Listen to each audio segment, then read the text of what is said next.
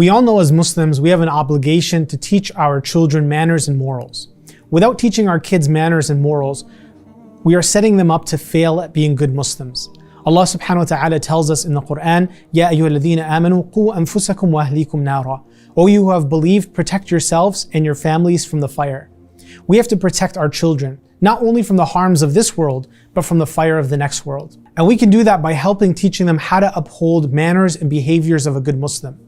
The Prophet ﷺ said, أَكْرِمُوا أَوْلَادَكُمْ وَأَحْسِنُوا آدَابَهُم. Be kind to your children and perfect their manners. Be kind to your children, be honorable to them, treat them with kindness and mercy and compassion. We spoke already about the importance of compassion in the relationship between child and parent in the previous video. And then the Prophet says, وَأَحْسِنُوا آدَابَهُم, and perfect their manners. Teach them, discipline them, so that they understand proper morals and manners of a believer. This is actually a really profound hadith, because the Prophet ﷺ begins with, أَكْرِمُوا أَوْلَادَكُمْ, be kind, honor them, before he says, أَحْسِنُوا آدَابَهُم, discipline them, perfect their manners. One of the biggest mistakes that a lot of parents make is that they begin with the rules. You must do X, you can't do Y, before beginning with a focus on your relationship with the child. If we start with the rules, whether it's a chart to follow or a timeout if you do X, Y, and Z, when we focus on that instead of the relationship, the child will interpret the rules as being arbitrary.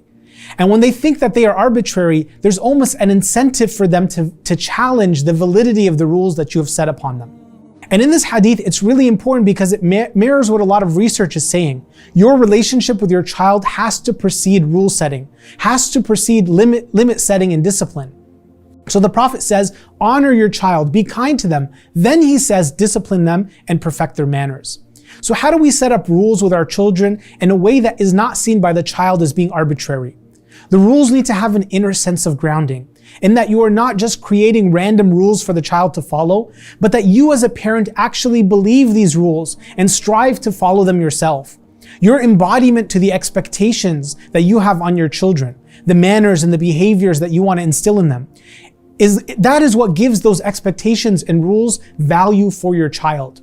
To say it a different way, your children will follow you with their eyes far more than they will follow you with their ears. You can tell them all day and night what you expect them to do. You can tell them the rules and the limits that you expect. You can tell them about the chores you want them to do. You can tell them about the manners you want them to carry. But if they cannot see you with their eyes, that you have embodied these expectations yourself, they will not follow you. So I'll say it again. Your children will follow you with their eyes far more than they follow you with their ears. And this concept that parents need to model proper behavior, that children need their parents as role models, it is an incredibly important idea within the Quran and Sunnah.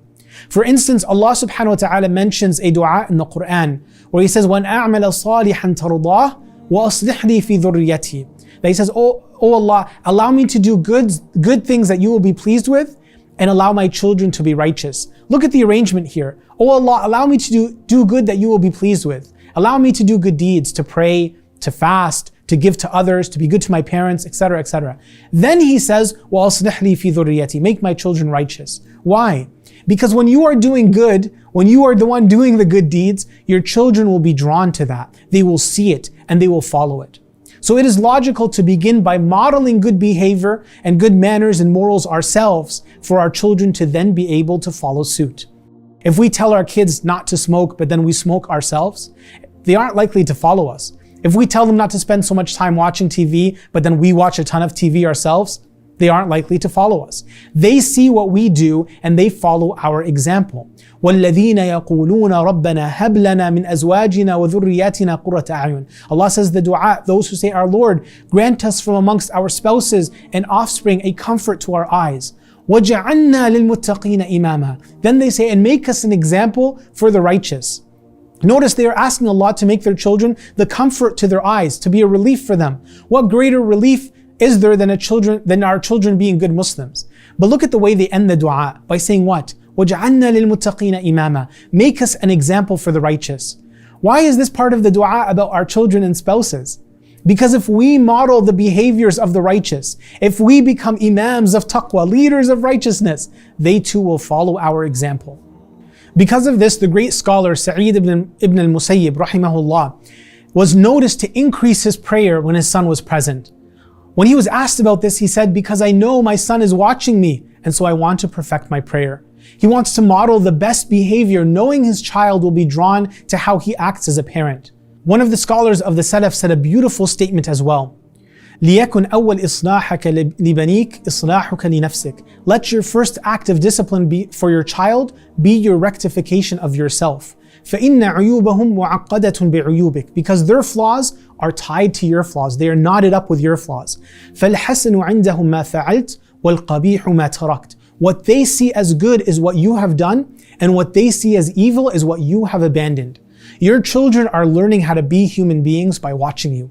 They understand the very nature of good and evil from us. They learn manners and behaviors from us. If you eat your vegetables, they see it and they think it's normal. If you wear a seatbelt when you drive your car, they see it, now they think it's normal. If you pray, they think that's normal. If you fast, they think that's normal. They've learned all of that from us. Even the way we deal with ourselves is something that children observe and learn from. If we are always putting ourselves down, if we engage in negative self-talk, saying, "Oh, I'm so bad at this. Oh, I'm not good. Oh, bad things are going to happen to me," your kids will see that and think that that's normal too. And if they see us handle difficult situations gracefully, not beating ourselves up over past misfortunes, they'll learn to be kind to themselves too. Our behavior around our children has far-reaching impact, which goes way beyond their childhood and their teenage years. Studies show that men are more likely to marry women who carry the characteristics shared by their mothers, and women are more likely to marry men who mirror the behaviors of their fathers. What we do is an impact that goes deep into the lives of our children. This is why the Prophet ﷺ said, "ما نحل والد ولدا من نحل أفضل من الأدب الحسن." He said, no parent has gifted their child with anything more virtuous than good manners.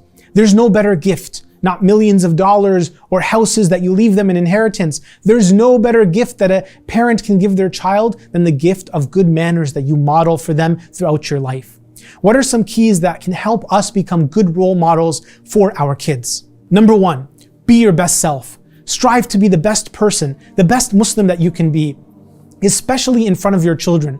Strive to pray your best, fast your best, be charitable, be kind, be moral, be honest in your life, and certainly with your children.